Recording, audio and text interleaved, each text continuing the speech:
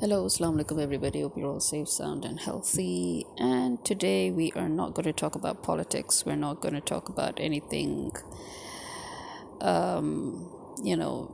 with regards to the ongoing insanity by the Western world. We're going to talk about some constants and some changes. Am I the only one, or has anybody had these kind of, constants and changes in life? I mean, obviously everybody has, but I mean, like, for example, how many of you have suddenly ditched a large wooden desk or bureau for just a laptop stand and a futon? Never would have imagined myself ever, getting to that point, but there I am.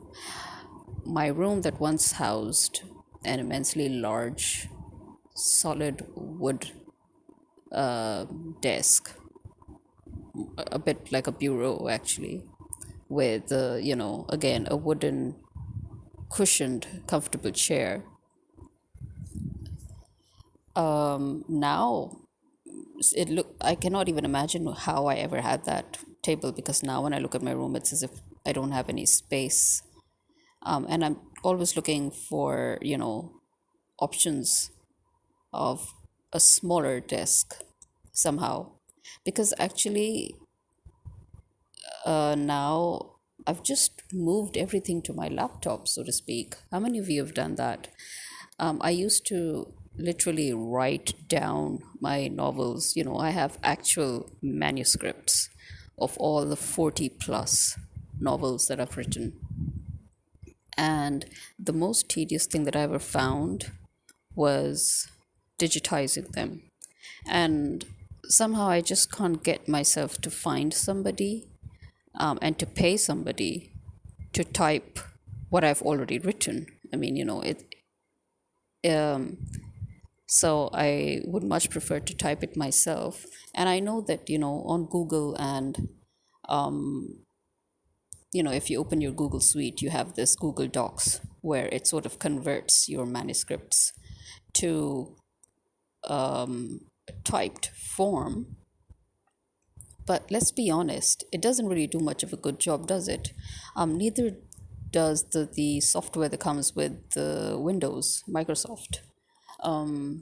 Yeah, none of them do a good job of automatically converting handwritten manuscripts to, digital format. And it ends up writing pure nonsense, really. You're like, hello, it's not, my writing isn't that bad that you shouldn't be able to understand the spellings, and you go around creating gibberish. So you think that, you'd much rather just write the whole thing from scratch yourself, or type the whole thing from scratch yourself, which again makes it very tedious. So obviously that's why the latest books that I actually did publish, not the latest, but I mean, the novels that I managed to publish in the year 2013 and again in the year 2015, were those that I directly typed onto my laptop. And that is also the reason why I couldn't publish the other two novels, and I'm still flailing on that, because, as you know, my my hard disks, they got corrupted. This happened twice, once thanks to an idiot, and once obviously because of time. And when, as I said, when I stop writing, then that's fatal, because once the flow is broken, I just can't start up again. It takes, like, for example, once again, the flow of two of my books that have been broken. The flow broke in 2015, guys, and right now it's 2024. Just imagine that. Especially considering the fact that I actually attempted to start all over again after losing data, because it doesn't matter how much, I've noticed, it doesn't matter how much backup. Yeah, and I have four different backups, or is it five now? Including the clouds. Yes, I have multiple clouds too. So I have multiple USBs. I have multiple, the old corrupted hard disks. They could work as external storage, so I still kept my data on them. And then I had already moved backups onto USBs and clouds, and then again have them on my, and in my current laptop. So, well, whatever. Let's not digress. Point being, where my room actually housed a proper, honest to God desk, where I would sit and work. Now I literally sit on the carpet on a futon, sort of a thing, and I work on my laptop. So, how many of you have had that change? Another change that I've noticed is I am now, my whole life, I've never, ever, ever been impulsive in anything really. Still am not, but I have noticed moments where I do get that slight impulse to get something done. I controlled my OCD during my childhood. That is when I noticed that I was prone to having extreme OCD, so I immediately reined it in. So I only allow myself to have OCD when it's important and necessary. For example, when I'm getting some work done, it has to be done perfectly, you know, and but in certain things I do not care about perfection. So one would think that a person like me would be so meticulous. For example, if I've noticed that is so weird, it's oxymoronic really, for a person like me who is very, very meticulous, very, very OCD. I mean, potential. I have the potential to be OCD, and I'm, a perfectionist. But when I'm doing handwork, as in handicrafts, we used to call it handicrafts when we were in school, didn't we?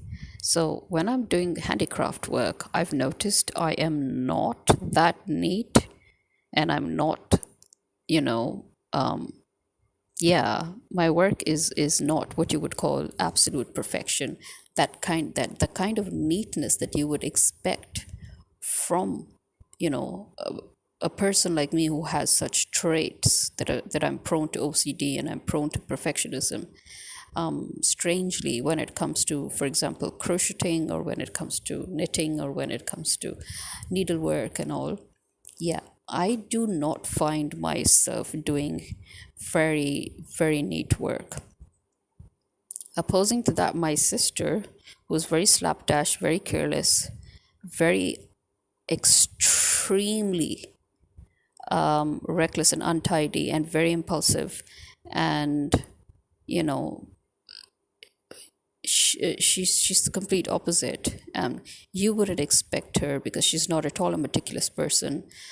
She is, she is the kind of person from whom you wouldn't expect any kind of neatness in anything, and yet when she does handicrafts, then it is what you would expect from me, so to speak.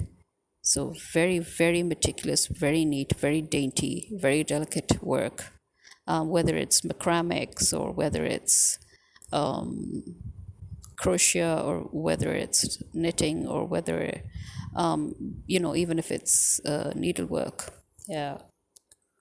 So, I mean, that tells you, isn't it? That tells you that you can't set it in stone that if a person has this particular kind of trait, then it should transfer to every single thing that they do, isn't it? But no, on the contrary, I'm very, very careful about my things. My things have lasted me decades, which is why I don't have to buy new things. This I take after my mother, I guess. We like to keep our things organized. We like to keep our things very carefully, and we are extremely, extremely.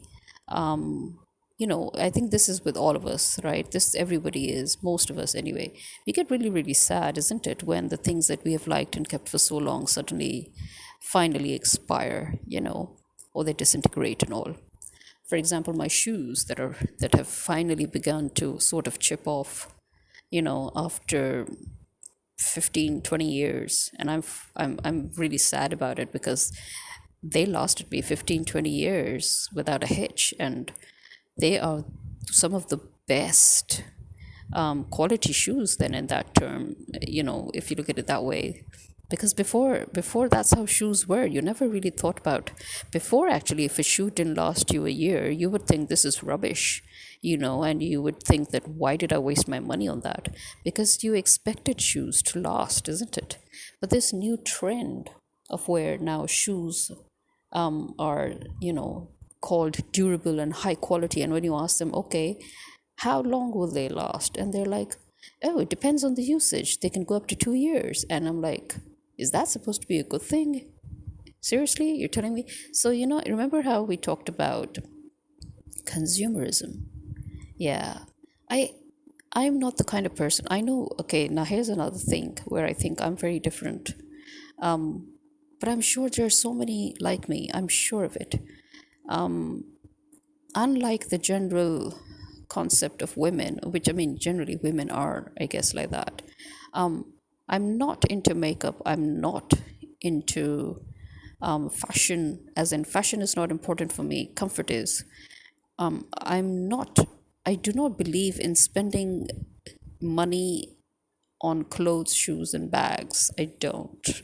No, I don't. If I have a few bags that are lasting me, why would I want to go and buy new bags? Number two, to me, it's all about need, not want. So bags, shoes, and clothes are as per need, not want. And in fact, I'm already, having kittens because I feel like I've accumulated so many of these clothes. Especially, I feel like, I need to get rid of them. I need to get rid of them. And yet, the truth is, I just have as much as I need. And so recently, now this is where I said that I feel I've maybe it's depressive impulse, I don't know. When they say when you're depressed, sometimes you can start doing impulsive shopping. So recently, for example, I bought a few clothes because I felt like I didn't have anything that I could actually wear. Because see, when it's hot, the summers.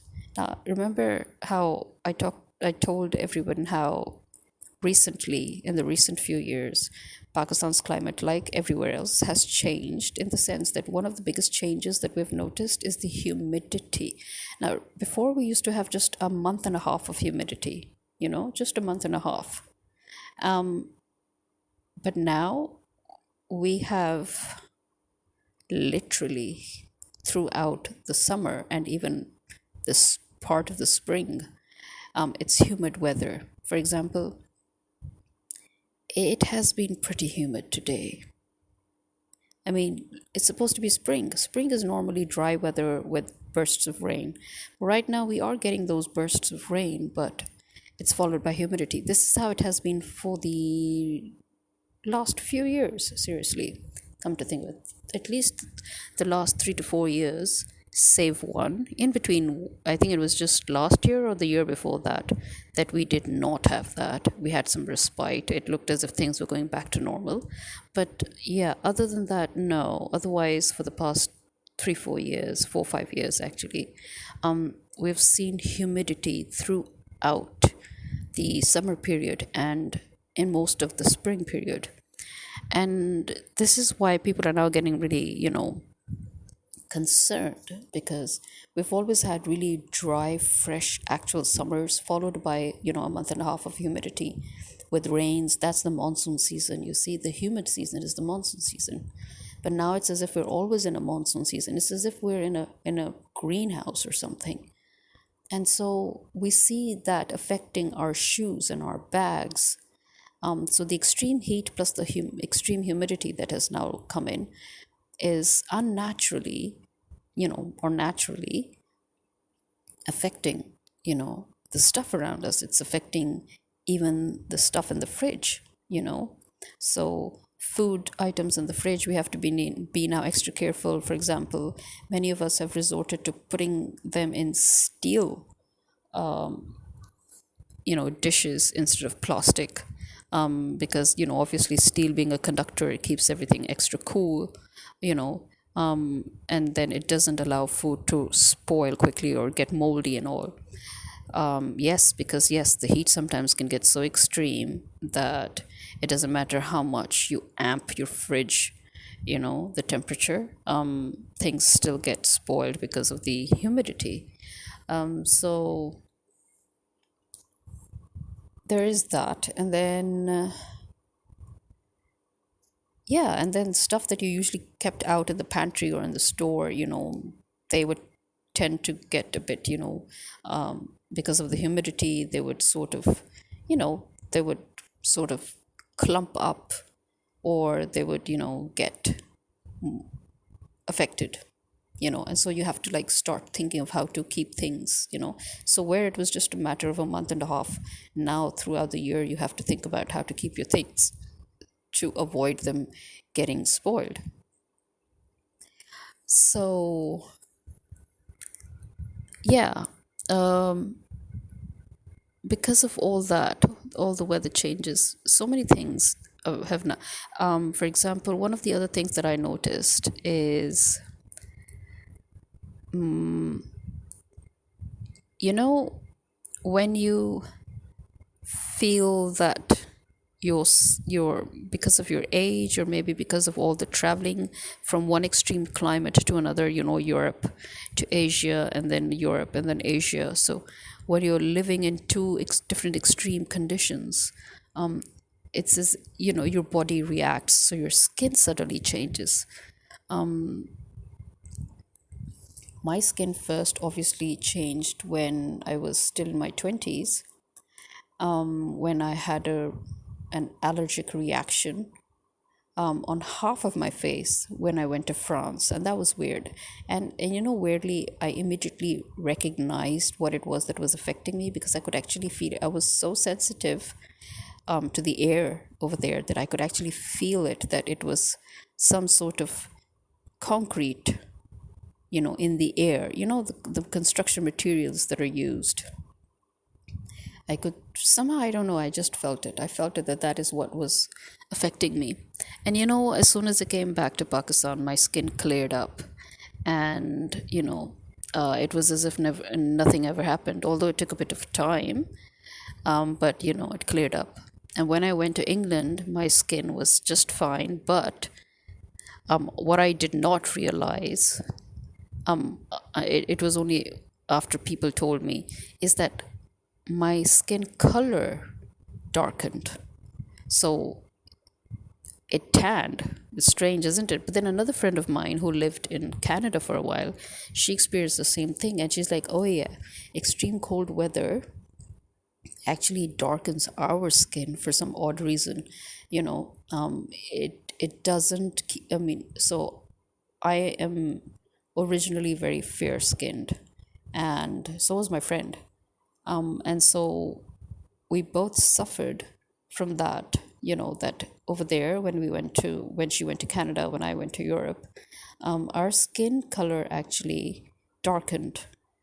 It was as if we were tanned, or naturally tanned, or whatever.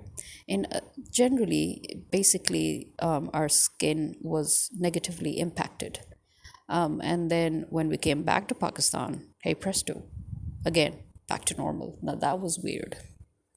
That I can tell you is weird, because normally melanin should be produced when you're in hot countries. It's because of the heat, the UV, the sun, everything. That is when your skin, darkens, when melanin gets produced. But no, in our case, in my case, actually my skin tans very slowly. Yeah. I actually always loved to have a tan, because I was extremely fair and I really wanted to have a tan. And then my mom's like, okay, I'm sure you're happy, because now you've really ruined your skin. And that is like, it took me years to tan, enough for me not to be considered as extremely fair skinned, you can say. And then when I went to England, people didn't realize how fair skinned I was, because over there my skin got even worse. But then when I came to Pakistan, as I said, it cleared up. everything cleared up. But another thing that happened in England was my skin, which is normally normal, completely, it used to be normal, and normal to dry. It suddenly, my T zone suddenly became oily. So now I had this weird sort of thing going on where I had an oily T zone and I had a normal to dry skin. And again, this sort of got better when I came back to Pakistan. But now, recently, the pollution in the air, because as I said, remember, Lahore was originally a green city and it was a naturally green city. But thanks to Nawaz Sharif, Shabazz Sharif, thanks to their, greed and corruption, they destroyed 20 to 30% of the city's greenery. Actually, I'm sure they destroyed more. As a result of which, they destroyed some of the agricultural lands too. As a result of which, is now smog city, as we know. Lahore, that has never even known what smog is. When we first got our smog, people literally started looking for the definition of smog. I mean, this is how unaware of the word smog we were. I mean, people in Pakistan in general never even knew the meaning of smog because Pakistan in general never had smog in its entire history. So now we refer to Lahore as smog city. But I'm thankful to say last year and until this year, it's we haven't had as such any smog. We've had fog, but not smog. So when but we have had smoke. We seem to still have smoke. Now, isn't that weird? Like you can literally smell something burning, and sometimes you act not sometimes, most of the times, you would actually see ashes, tiny tiny bits of ashes on the floor outside of your house. I don't know if anybody has ever had that experience. If you have, do tell me. But this too we've had for years. This is like when we had smog and smoke, and but we still have smoke every now and then. I'm waiting to see if it will come back this year. But thankfully, the smog has been very, very less. And it's weird. Now that the smog was less, now this incompetent and nincompoop government, now it was trying to talk about raising an emergency for smog. I'm like, do you guys even know what a smog alert is? This is not an emergency time. Thank you very much. Right now, the smog is more smoke. So, what are you trying to declare emergency for? I really don't know. So, yeah, this was last year. This year, let's see what happens, as I said. So, yeah, but now I'm thinking that maybe because of that pollutants in the air now, because Lahore has become so polluted, the water and the air both have been polluted. These were both that were extremely clean in Lahore, but now we've got water that mimics hard water. Can you imagine? We had the sweetest naturally drinking water in Lahore, but now we have water that mimics hard water and it has cyanide. Thank you very much. Thank you, Nawaz Sharif and Shabazz Sharif. And we have, a polluted air. So, what's happening now is my skin is now having something that mimics eczema. And I know it's not eczema, and it's weird because it's half of my face. So it's the other half of the half of my face that got affected in France. Yeah, it's not that half. It's now the other half. So the other half of my face now, it gets extremely dry to the point where it's as if there's an internal cut or scarring in the skin, which is not visible. It's only visible when my skin gets really dry, and then I can feel that mark. It's like literally like a light bump in the skin where I can touch it. It's weird, right? It's very much like eczema, right? Like extreme eczema, or even is it rosacea? Yeah. So I have these two mimicking conditions on this side of my face. It seems to have gotten better because now what I'm doing is, instead of face wash, I'm using soap again. I actually prefer to use soap. In between, I use face wash just to break the, routine, and then again I go. So I'm using soap, and the soap is actually giving my skin the much needed moisturizing, you know, the moisture and the hydration, it seems, because that dryness is going away. In fact, it's almost it's gone. It's not that weird thing that was happening anymore. So that was weird. If anybody is having these sudden, you know, reactions, do tell me. But I think that these are things that people are facing more and more now, isn't it? Our skins are reacting obviously to the pollutants in the air and in the water, and our you know so our environment basically obviously is affecting our skin and our hair and our eyesight and our our whole bodies, and obviously our diet. Because let's face it, no matter how much we try to say, oh, we're going organic and this and that, it's just not possible to have pure 100% pure natural good diet nowadays. So obviously our hormonal balance is affected because of our diet and because of our environment, and then because of our mental stress that we all are taking in. Because let's admit it, life isn't being kind to anyone around the world at the moment, thanks to these insufferable, insane morons with the God complex that think that they need to own the world and they need to play God. So that handful of minority is making the whole world suffer. And the amount of stress that people are having in their daily lives, you know it is really bad. I think it's worse than the depression that came after the World War. I think we're in depression before the World War now, way behind, way beyond. So yeah. So what are the constants and changes anybody else around you or you yourself have suddenly felt? For here's another one, but this is obviously to do with my depression. Writer's block began with my depression 22, 23 years ago.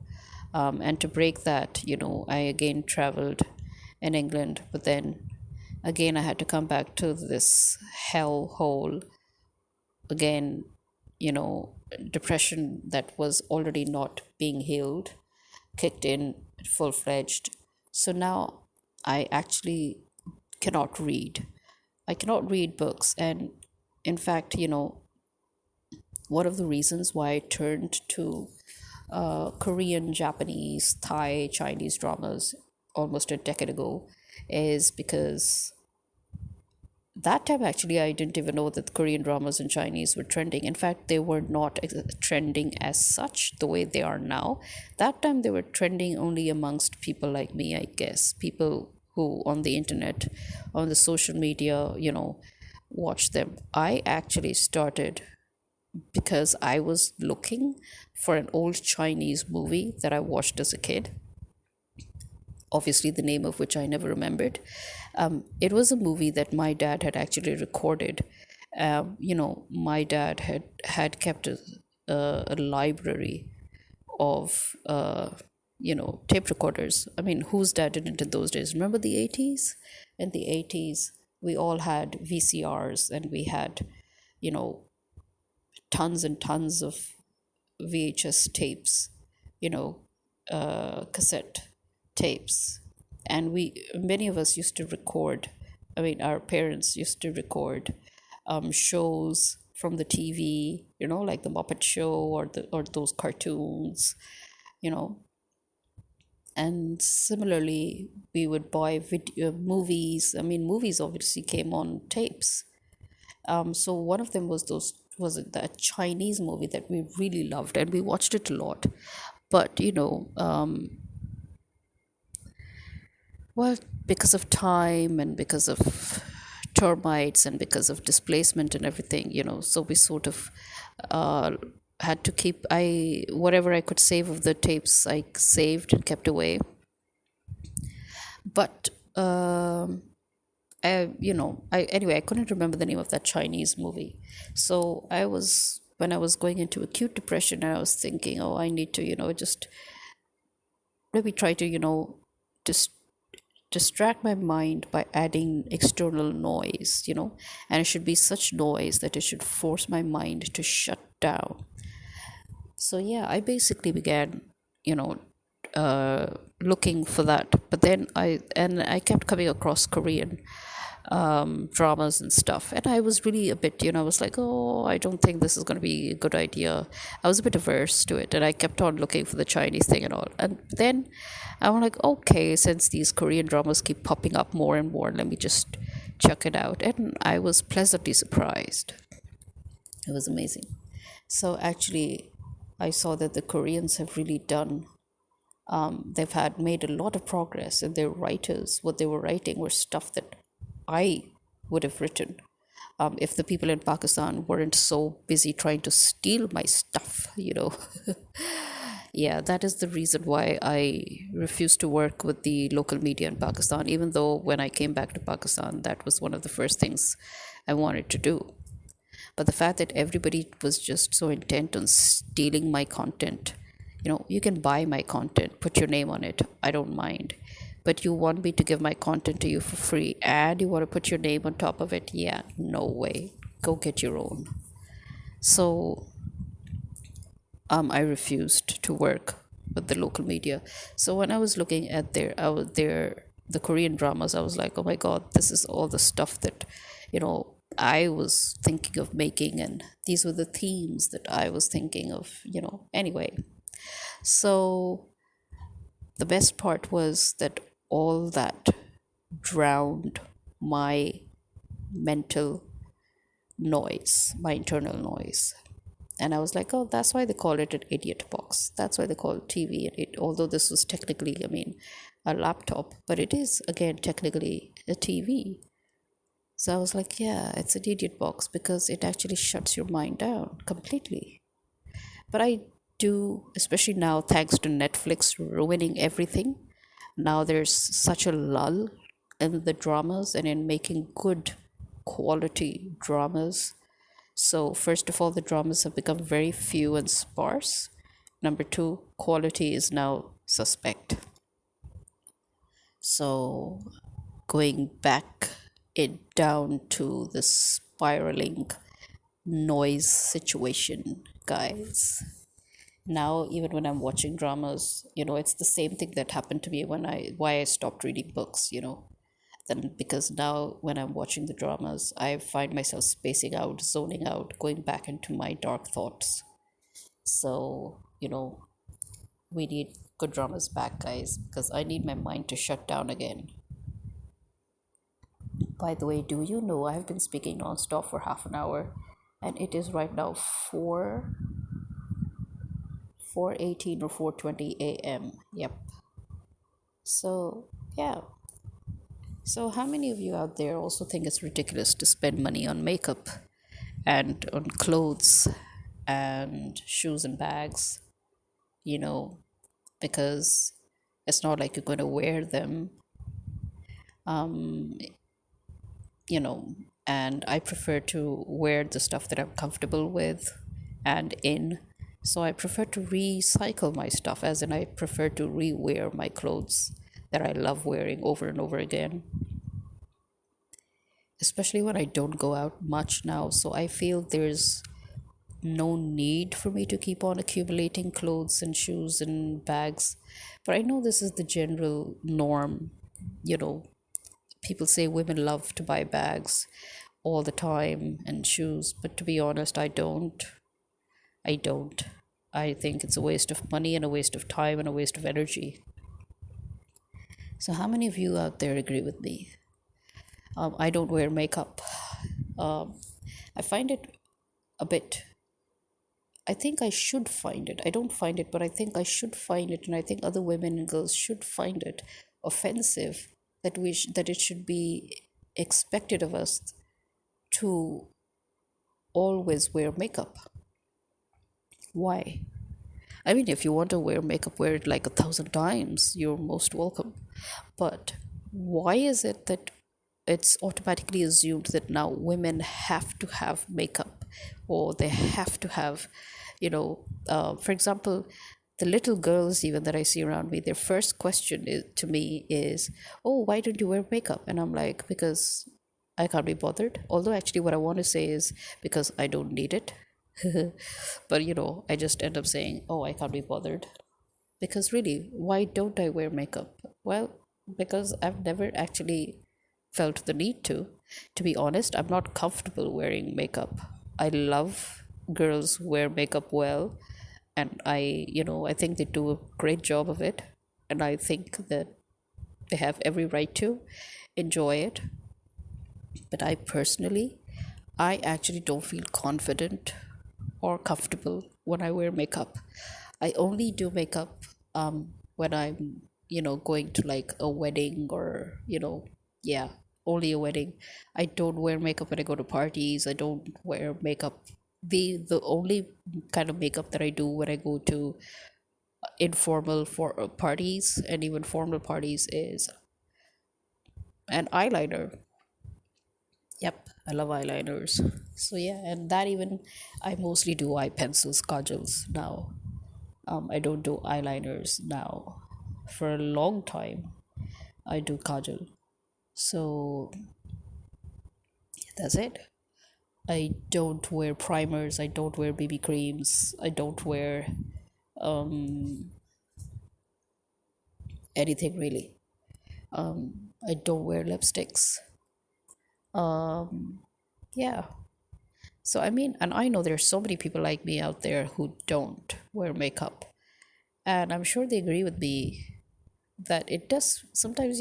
Sometimes when you really think about it, it does feel odd, isn't it, when women and girls expect that makeup should be just part of their everyday life when you really don't need to make it a part of your everyday life. Yeah, I mean, sometimes just let your skin breathe. In fact, I think the whole idea before even of makeup was that if you do it sometimes, it's a lovely change. But if you do it every day, and then if you don't do it one day, you'll just look sick. So there's that. So yeah, in fact, the sudden impulsive shopping, as I said, which is probably due to depression because I'm not an impulsive shopper. So the sudden impulsive shopping that I've done, in which I'm buying a few clothes, it's already beginning to haunt me. Especially if I don't get to wear them. That is what will really haunt me. Is that why have I bought them if I'm not going to wear them? Yeah. It's also haunting me now regarding my jewelry, especially earrings. I mean, I love earrings and I wear them always. That's another thing, I always wear earrings when I go out. But now I'm beginning to think that okay, I've reached the stage where I've actually forgotten what I have. That's not a good sign to me. To me, I've always remembered every single jewelry that I've had, that I have. And if I forget one or two, it begins to worry me because I shouldn't. So if now I'm beginning to forget what I have, it means I really need to stop buying them. I don't know. That's how I think. Tell me, what do you think? And this is it for now. I might come up with a part two, but for now, this is it. So this is me signing out. You all take care. Khuda Hafiz.